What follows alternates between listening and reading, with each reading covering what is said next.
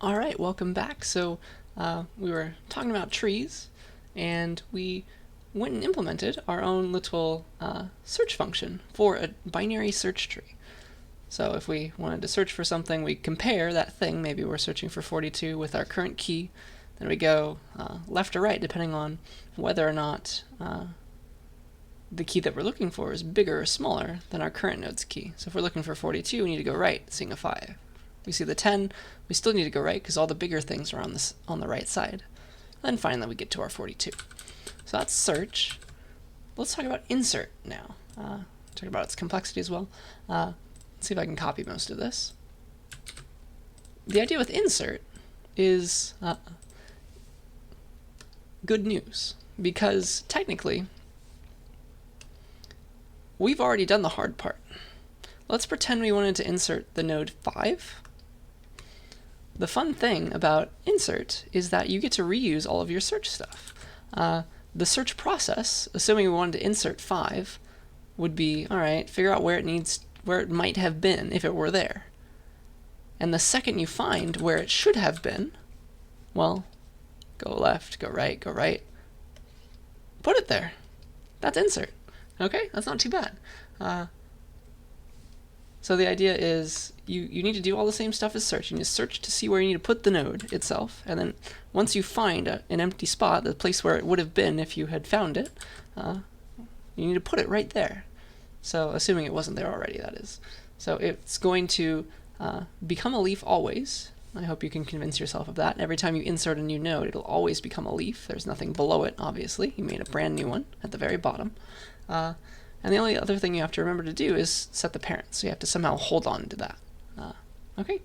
And then finally, assuming you want to start from an empty tree, it's possible that it'll be empty. So if you ever have a null root node, that means you have an empty tree. Just like if you have null first and last pointers, that represents the empty list. A null root node pointer that represents the empty tree itself. Okay, so that's the insert algorithm, and let me show it to you in code. Search is not too bad to implement as you talk, but insert I have found is much more difficult, so I pre-implemented that for you. But it's pretty much exactly the same as search, at least the first few bits. So the one thing that you need to watch out for is that it's possible that the root is initially empty. Okay, so you're going to have to change the root, possibly. So I'm going to take not just a pointer to a tree node, but a reference to that pointer, so I can potentially change the root itself. Okay, and then again, you just give it the key that you're looking for, and then the first thing you need to do is search. Search to see where you need to insert this thing. The one thing you need to watch out for, again, is if the tree is empty.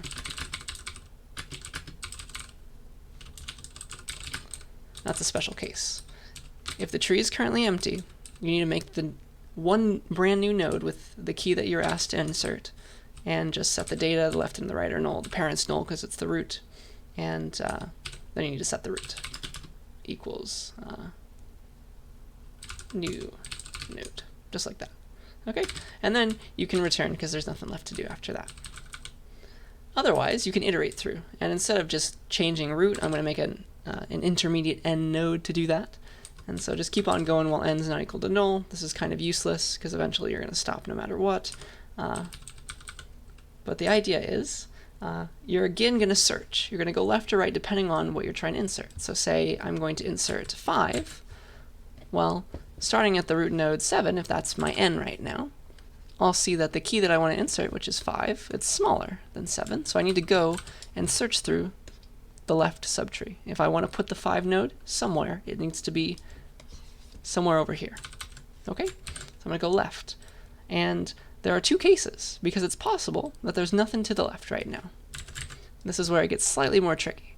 Maybe there was nothing here, like it was just empty space, in which case the 5 should have gone right there. So we need to check that before we lose access to the 7.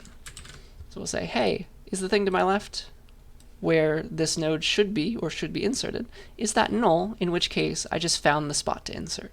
Okay? Like eventually we're going to get to this 4 and see that to the right there's nothing, so that's where we'll insert the 5. Okay? So if the left thing is null, then make your new node and put it there at ends left. Okay, that's where it needs to go. Okay, so we'll make our new node, set its data, set its left and right pointers to null because it's a new leaf.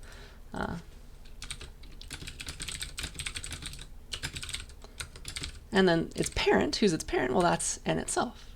We're setting it to be its left. Okay, just like that. And then once you're done, you can return. There's no more work to do. You just insert one node, voila. Otherwise, if there was something other than null to the left, like if n was 7, if we had a real node to the left, well, we need to start looking at that node and compare its key and do this whole process all over again. So we'll just advance our pointer in that case, and this is more similar to the search function. Just advance. Okay, so go to the left, see if you can insert it there, maybe. Okay, as one of that node's children. And then it's exactly symmetric for the right. If the key is greater, then we need to go to the right. And so see if the node that is to the right exists at all. So maybe we're at the 4. We're like, oh, there's nothing there. In which case, add the 5 right there to be 4's right child. So if 4 was n, its n's right is null. So we're going to make that new node, put it right here, and set its left and right to be null. Its parent is n, and n's right is that brand new node, that 5 node. Okay, and then we're done. Otherwise, maybe n was the 3. You can see how it's about to change from there to there to there. Maybe if it was the 3, there is something to the right, in which case we need to just advance our pointer because we don't know exactly where to put it yet. We just need to keep on going deeper into the tree to the right. And then the final case is if it wasn't greater than the data, the key, and if it wasn't less than the data, well, it must have been equal. And we're going to stop because we don't want any duplicates in our trees. Okay, that's something that we're going to disallow. And so that, in essence, is our algorithm. Okay, it's a void function. It's quite a bit longer than search, but really there's search baked inside. Okay, and so if we go down here, and I comment out this stuff, the idea is, well, hey, when we ran this last, 5 wasn't there. Well, how about we add it and then search for it to make sure that it got inserted? Hey, it went from false to true, very nice. And we know exactly where it needs to go, too.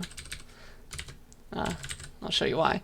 If this is root, we know that this 5 node exists at 7's left's right's right. Okay, does that make sense? So start the root, go left, then right, get the data there. Left, right, then right. So start the root, go left, then right, get the data. That should be 5. And lo and behold, it is 5. Okay, so that gives me some confidence that this is correct. We'll see if that lasts, but that is the insert function. A few special cases, it's a little tricky, but if you follow the book, this is essentially the book's implementation. Okay, that's insert. Let's talk about this time and space complexity analysis. So we are going to make a node, so some things are about to happen. So how much data do we use inside of this function?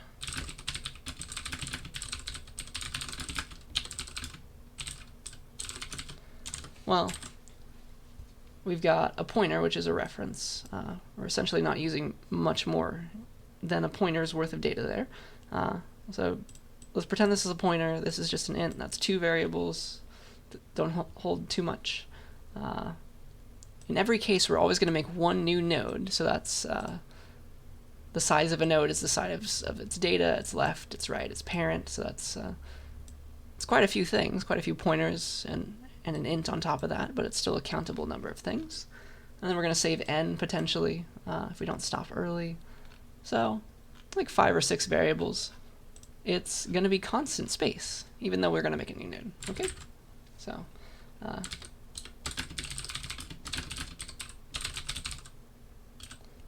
constant number of variables slash nodes allocated. Okay, so that's not too bad. how about time complexity? Essentially, well, if you think about it, it's search and then make a new node and put it and set some pointers around. So we need to add together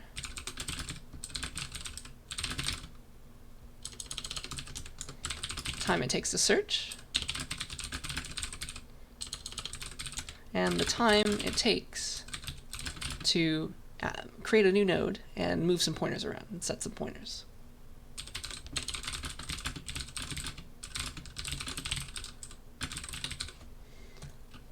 And what do you know? Search is, as we have discovered, O of h, where h is the height of the tree. So that's O of h. And this one, well, this is all a few lines of code, not doing too much work, and this is all constant. So it's O of h plus O of 1, which is O of h total. So search was the bottleneck.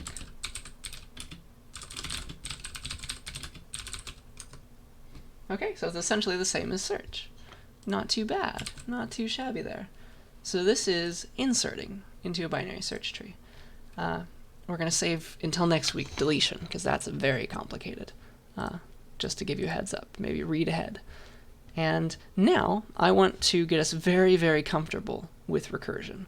So we're going to traverse trees recursively, and here's a funny picture before we start. So the idea is we want to move around a tree, and well, we have some options now. How are we going to do it? So what are all the different ways that we can get around a tree itself? And when I say get around, I kind of mean iterate. So iterate.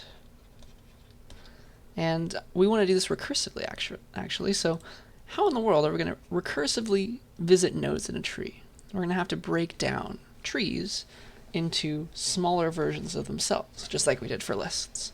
So here is a tree, 7, 3, 8, 3, 6, 10. Here's my favorite tree for some reason. I have decided on this one, and take a second to pause the video and underline every single subtree you see, so smaller trees within this tree. This is the first tree. Find me some smaller ones. So here they are. Here's a subtree. Here's a subtree. Here's a subtree. Here's a subtree. Here's a subtree. And technically you can also count the empty trees that are the left and right children of all of these as themselves subtrees. So here are some more tiny triangles.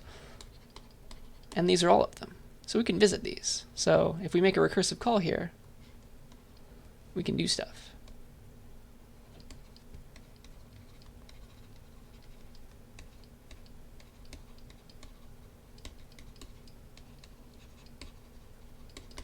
Alright, so the first thing that I want to show you how to do is recursively sum some nodes up. So this one is not part of your lab, so I'm going to program it for you. So here's our favorite tree, 7, 3, 8, 3, 6, 10.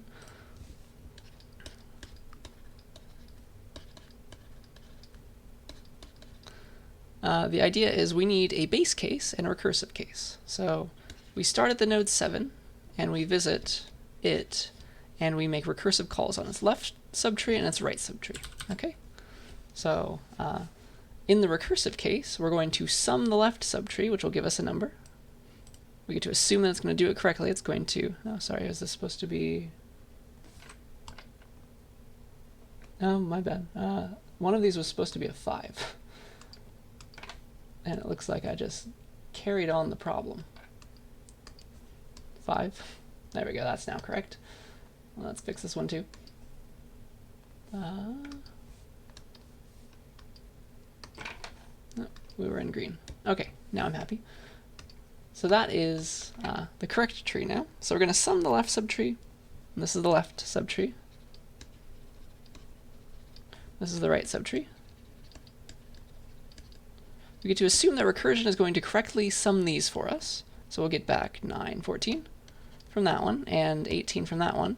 And it's our job to just add our current node's value to that. So we just add that plus 7, and that's our final answer. Okay, whatever that is.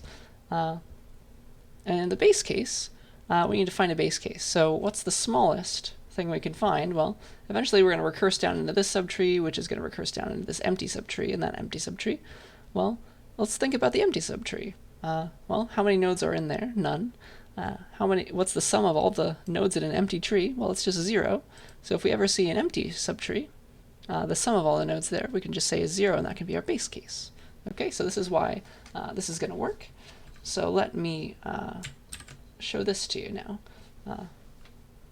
Dun, dun, dun. I got us started a little bit with a few examples already, but we can implement this one now.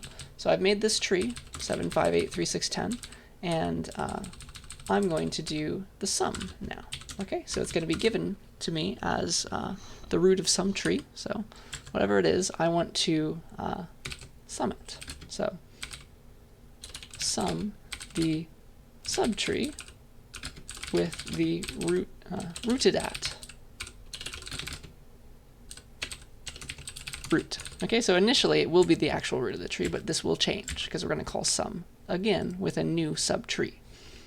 Okay, so the idea is in the recursive case, we're going to sum the left, sum the right, and then add our current value. And in the base case, we'll just sum nothing. So let's do the base case first. So if root is equal to the null pointer, return 0. This is the base case. Empty tree. Nothing to sum. So sum is supposed to be summing all the nodes. There's none there. We'll do nothing. Otherwise, recursive case, we're going to return the sum of the left subtree.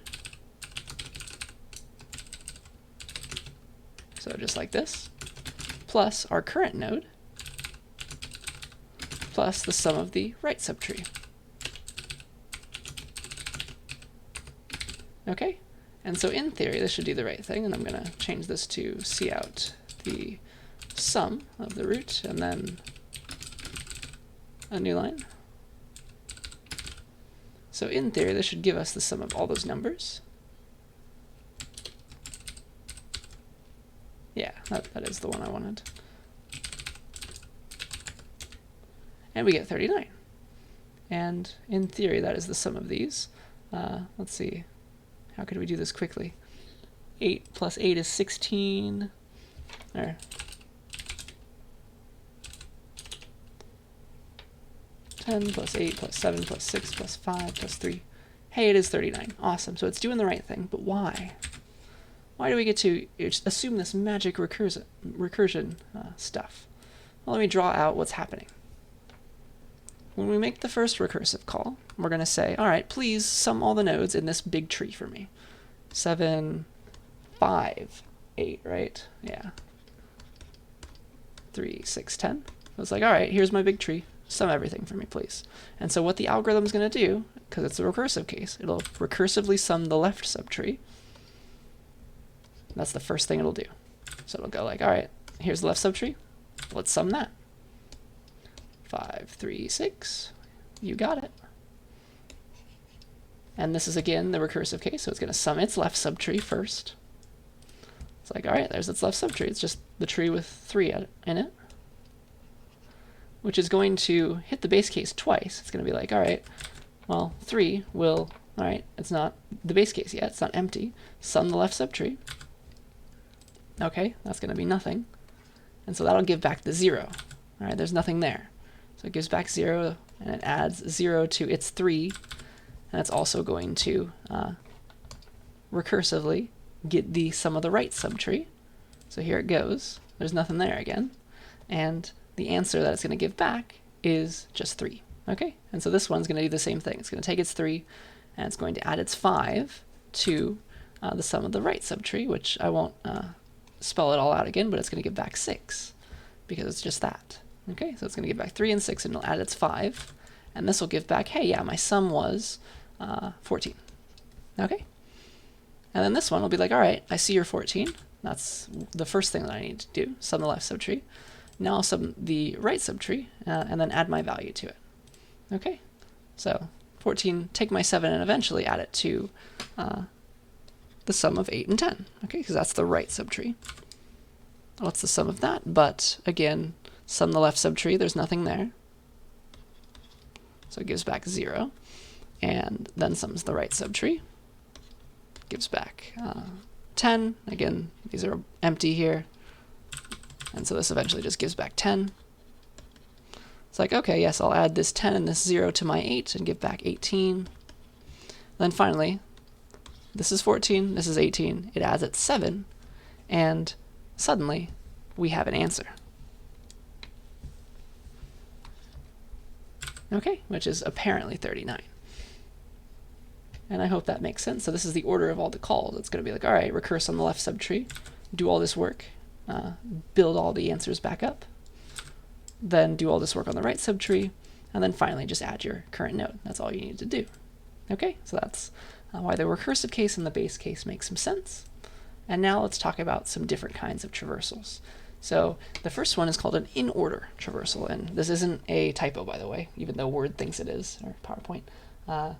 People just type this all up as one word. An in-order traversal is just a way of iterating through a tree and visiting all of the nodes in order. Okay, so visiting is highlighted and in order is highlighted. All right, so here's my favorite tree. An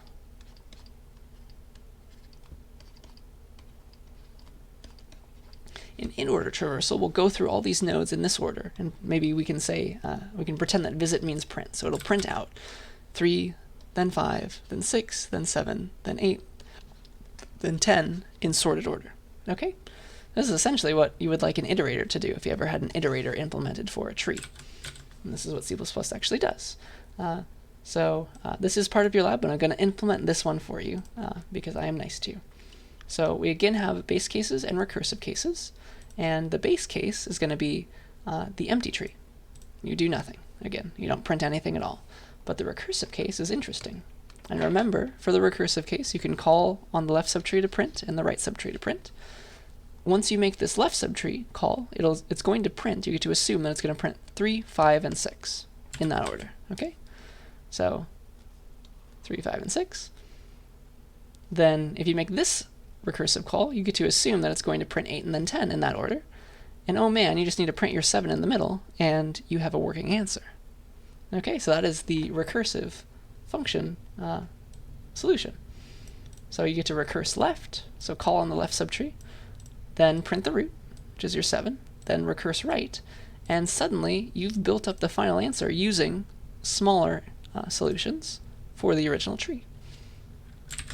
So here's the implementation of that. It's my in-order function. So the base case, if there's nothing to print, or there's no tree there, you can just return. Otherwise, you're in the recursive case, and you will print the left subtree with that call.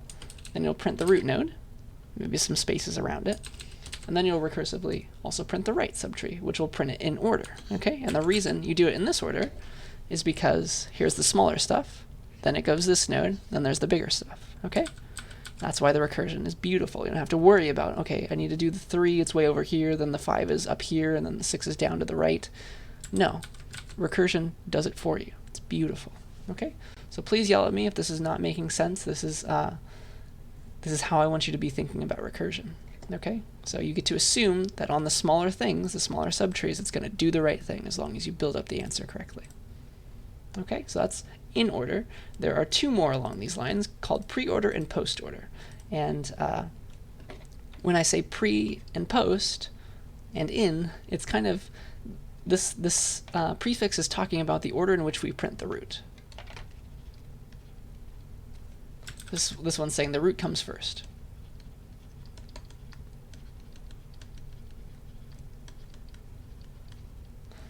So here's my tree again: 7, 5, 8,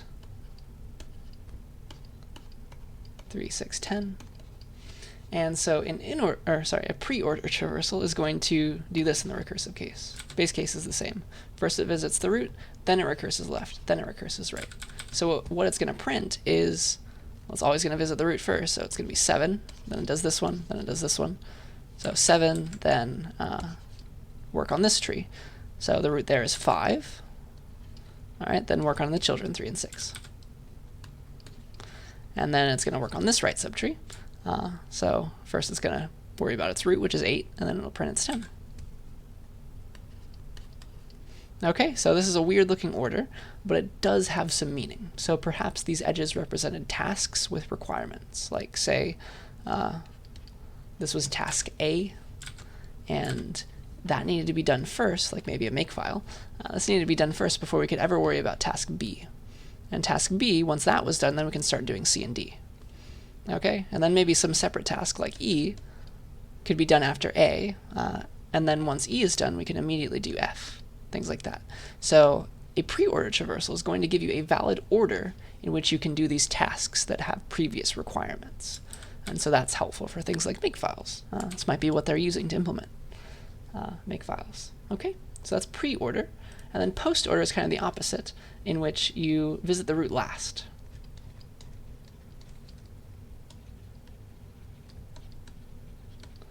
And the fun thing here is, do you remember reverse Polish notation?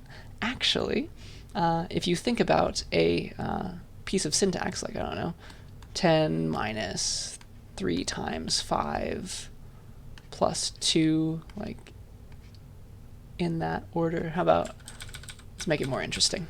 3 plus 5 times 2. Let's do that.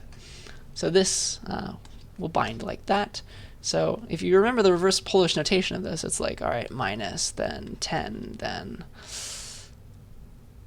3, 5 plus, then 2, then times. And in reality, if you turn this into a tree, you can get this out through reverse, or through post-order traversals. So I'm going to delete all this, and we're going to do it again. So at the outermost, we have the outermost thing we need to do is a minus, so that will be the root of our tree. Then we're going to subtract 10, and, well, the result of multiplying these two things. So I hope you see how this is getting made.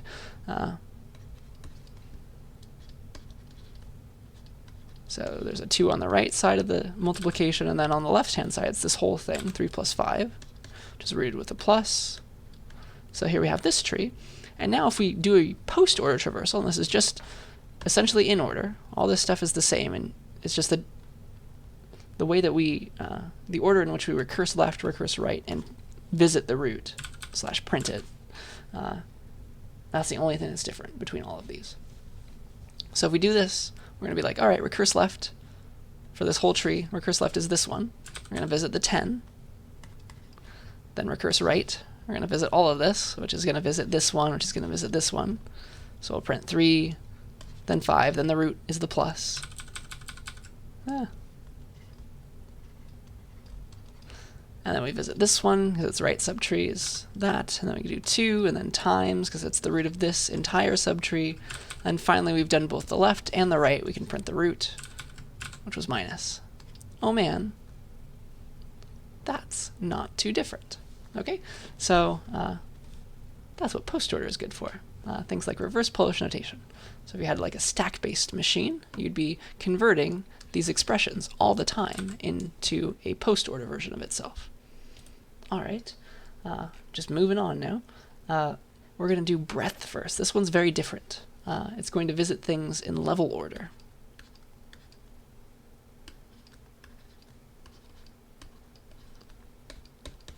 So what's the one thing we haven't done yet?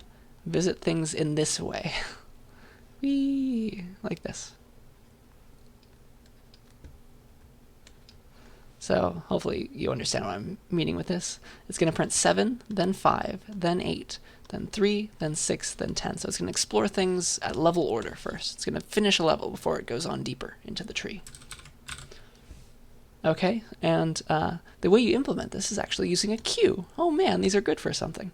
So the idea is you create a queue and push the root to it, push the root node, and then while the queue isn't empty, it's a while loop, you take out the front node, popping it and like getting it, and then you visit it, maybe you print whatever you need to do to visit, and then you push its children onto the queue. So here's the idea.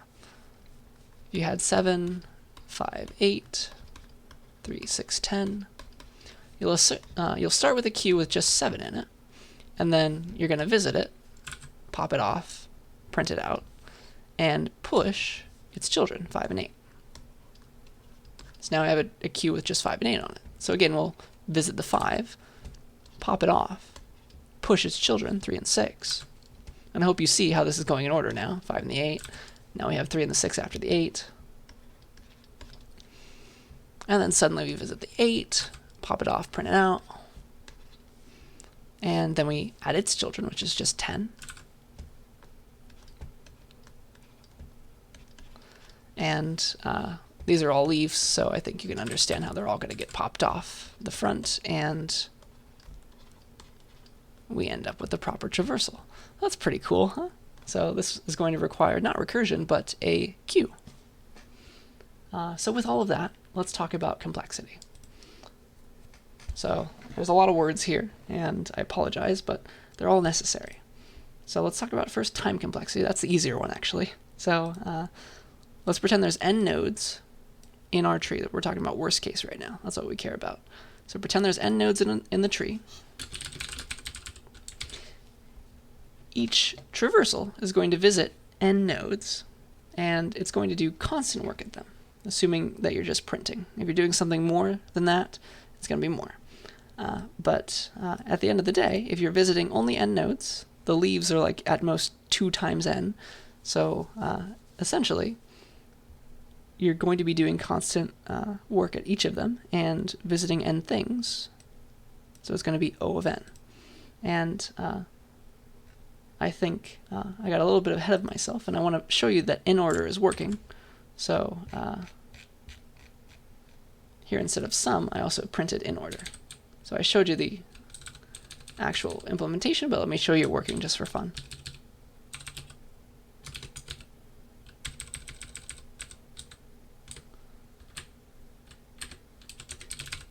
I think it'll need an extra new line.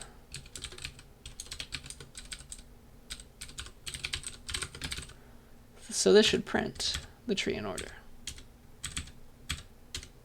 Hey, 3, 5, 6, 7, 8, 10, beautiful. And if there's some extra time, we can walk through that. All right, back down here to the complexity analysis. So the idea was, at each node, we only visited it once, including the leaves, and we did some constant work inside of each node. So these are recursive calls. It's just a function call. We're not going to worry about this because this is another call. Here's the actual work that we're doing. We're checking and seeing if it's the base case, if so returning, and then we're seeing outing some stuff, then optionally doing some extra work. But this is all going to be part of somebody else's call, so it's not a big deal. So we're doing constant work to visit the node, to just print it out. And then how many nodes are we visiting? Well, n, all of them. So this is O of n. Okay, hopefully that makes sense. And now space complexity. Now that one's more difficult to talk about. So in the worst case for in-order, post-order, and pre-order, the tree is secretly a list. So here is the worst case for any of those traversals. It looks like this. And that is disgusting. So it turns out that the height of the tree is pretty much the size of it. It's about n. So when you're calling these functions recursively, they're going to keep on going and visiting these smaller and smaller subtrees, and the stack is going to get super, super high. So like maybe from main, you call all these traversals, and so it's got to visit this tree, who's got to visit this subtree, who's got to visit this subtree, who's got to visit this subtree, on and on forever and ever. And so the stack is going to be super, super high because it needs to go at most the height of the tree, on the order of that, about h stack frames. That sucks. In each stack frame, you need to store the root. That's the one variable you need to remember, and like where to return to. So the stack will be about height high. And in the worst case, the height is the number of nodes about. Okay, that sucks. So in the worst case, it's O of n. It's linear. Linear space. That sucks. Okay, so that's in order, post order, and pre-order, those recursive functions. For the non-recursive one, for breadth first search, we need to worry about how big the queue can be. So the idea with that is pretend you had a perfect binary tree. So the idea is, like, say you're here in the queue, like you visited this node, at which point you've got all of these leaves left on the tree. And if it's a perfect tree, you've got about n over 2 nodes left, because that's what it means. Like here's 3, and then you have over half left. That's always going to be true. Okay, no matter what level you're at, if it looks like this. So you have about n over 2 nodes in the queue at a bad spot. And so in the worst case, you're going to have to be able to store on the order of n things again. Okay, so not as bad as this worst case up here, but still asymptotically just as bad. Okay, so hopefully that makes sense. Please yell at me if it does not. And then finally, let's talk about one that's completely different. It's recursive, but it's different. So this is depth of a given node. So I guess I don't need to say example anymore, but let's pretend that we had the same lovely tree, and say we were given a pointer to this 10 node, and we wanted to know its depth. So how many edges do you need to cross to get here? Well, you can frame this as a recursive problem by figuring out how many steps you need to go to get to the root. Okay? It's going to be 2. So the idea is you're going to keep on visiting the parent recursively.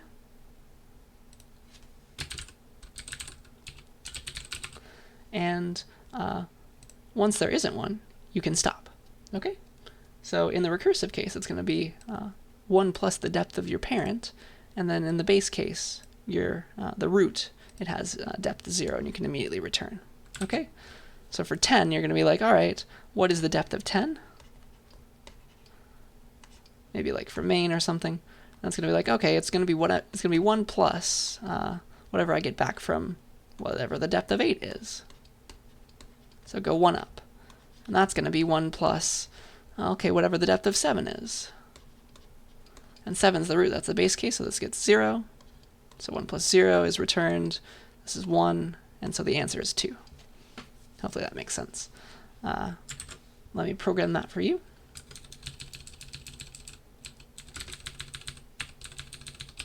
So depth of a given node. This time the base case is a bit different. You can also do a depth of an empty tree. You can call it -1 maybe.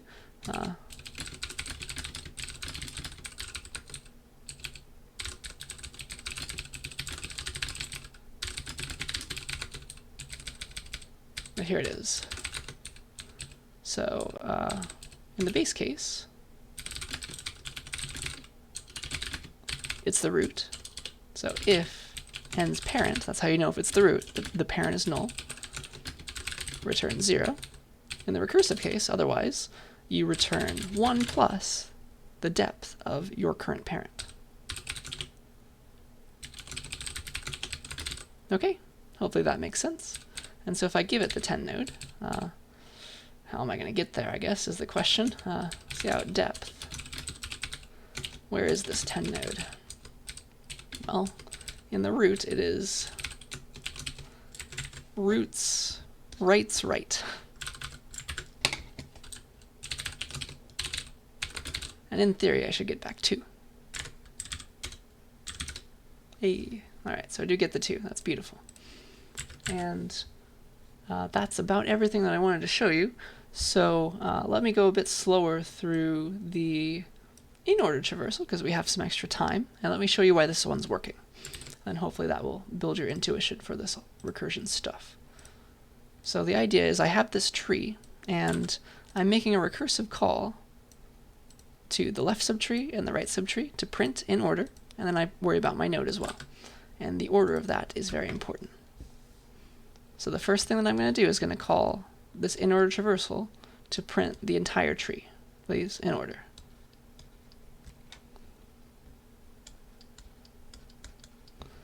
And so what it's going to do is it's going to first make its recursive call to print the left subtree in order. So nothing has been printed out yet. Then that's going to make its recursive call to print its left subtree in order. That's the first thing it does. That's just the tree with 3 in it. Which is going to try and print its left subtree. Nothing there. So it's still nothing printed out. Then it finally prints itself. In the 3's case, it'll print the 3. Then it'll try and print its right subtree. There's nothing there. Okay? And then we come back up here. It's like, all right, I printed the left subtree. Now you worry about printing your current root node. So it prints the 5. Let me maybe space these out a little bit. Then it prints its right subtree recursively. So print the 6, and that involves left, root, right, nothing. All right, it's done, which means this whole thing is done now because I just finished printing the right. I've done everything that I need to do for the recursive case in that for that subtree. I recursed left, printed my root, then recursed right. I'm finished. So we go on back up to here, and it'll finally print its root because it just did the left. Now it'll print its root. And then it's going to print its right recursively. So it's going to be like, recursively, please print this tree, the subtree 810. So it'll recursively print the left subtree, nothing there. Then print itself, its root, print 8. Then recursively print the right subtree. It's got the 10 in there. Just that tree, which will recursively print its left. There's nothing there, nothing to print. Print its root, the 10. Print its right, nothing there. Okay, so finally, it's like, all right, I'm done. So the 10's like, okay, I'm done. Then we come back here. That was the right subtree. We just printed that. That was everything we needed to do. So now it's done. And then finally, this one was like, all right, I just needed to finish printing this right subtree. Okay, it's done too. I am finished. I just printed everything in order. Okay, hopefully staring at this and watching it enough times will help. Recursion is kind of magical, and it does take a while to sink in, but hopefully enough of these examples are helping. The final thing that I want to just get into very briefly is your exercises, if you feel like doing them. So your first exercise that I want you to think about is the insertion order for binary search trees. These are actually very important. So how in the world would you insert these numbers? If I gave you these numbers to insert into a BST, how would you do them? What order would you insert them in to get the most balanced binary search tree? There might be more than one answer, so don't worry about that, but find a good one. Find a good insertion order, because there are some really bad ones. Like if you tried this in order from an empty tree, you'd first add the 1, then you add the 2 to the right of the 1, it has to go there, and then you add the 3 to the right of the 2, it has to go there. Then you add the 4, and then the 5. Just essentially it's a list, so that sucks. So that's a really bad order. How would you fix this? Think about that. Then also, I want you to get some intuition for removal that we'll talk about next week, so try not to read ahead too far, but if you'd like to think about this, I would really encourage it. So think about how you might, from this tree, delete the 6th node. What needs to be done? What's the minimal amount of work that you need to do to delete it? Then how would you delete this 8 node? It's a bit more tricky than the 6th node, I would say. You kind of have to move this 10 up a little bit. How would you do it? What needs to be done? Because you can't have gaps in a tree, of course. How would you fix that? And then finally, how in the world would you delete the 7 node? Because you have 2 subtrees you have to somehow reconcile. You have to add them in a weird way to make a new tree that's still correct. How would you do all of this? So we're going to learn about the correct algorithm, the textbook way, next week, but I think it would be a good idea for you to get started thinking about it. That should help with your intuition. So yeah, that's all I have for you this week. I'll see you in your lab, of course, but that's all I got. So please yell at me if you have any questions, and I will see you in your lab.